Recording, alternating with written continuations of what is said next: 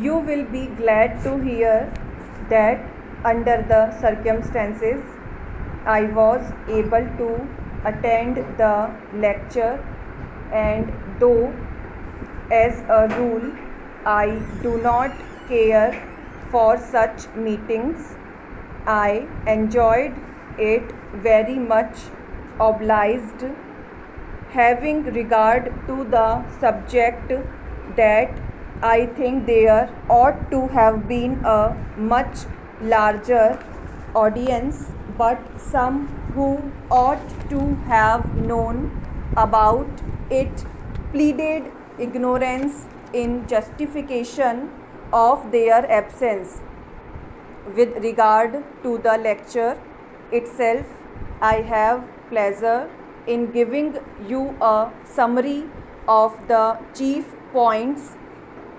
In days gone by, according to the lecturer, it appears to have been the rule rather than the expectation to walk as much as possible, and only to ride when it was absolutely necessary, notwithstanding the fact that longer hours were worked than now. At the present day, however, all over the world there is an ever growing tendency, on the one hand, to ignore to a great extent the value of walking, and on the other hand, to travel on all occasions by vehicles of one kind or another. Unfortunately, as the speaker truly observed, city life of today necessitates the use of rapid means of locomotion, but there is no reason why people should, as a matter of course, spend their leisurely weekend or their annual holiday scouring the countryside in a motor, or rushing across great stretches of country in a train. Para change.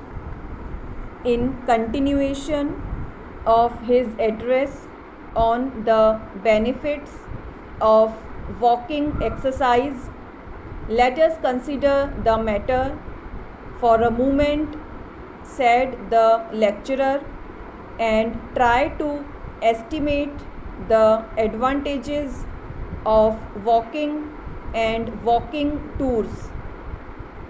The roads of every country in Europe, except those of Sweden, Russia, Greece, and Turkey, are familiar to me. I have walked through France from north to south and nearly from east to west. I have walked through a large part of Germany and have crossed the Alps on foot by 3 different passes. I know the roads of Italy from the frontier to Rome.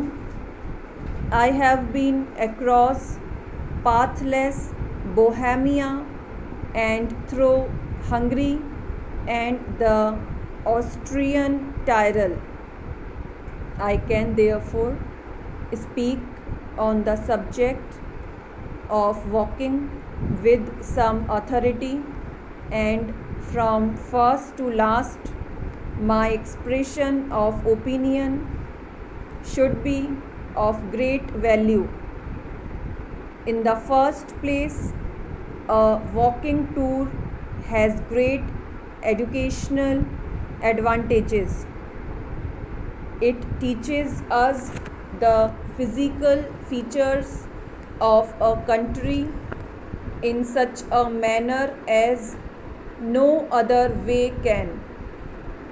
The level of the country, the position of the towns, the flow of rivers, and the nature of the soil are made real to us.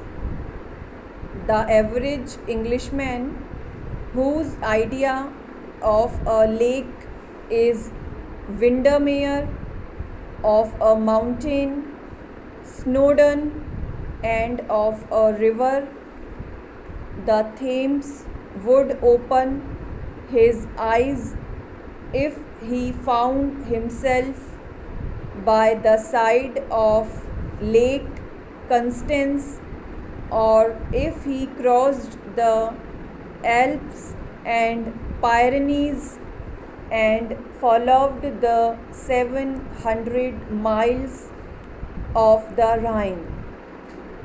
In the second place, the wanderings of a man on foot with his eyes open and brought face to face with the peoples of other nations narrow down his prejudices.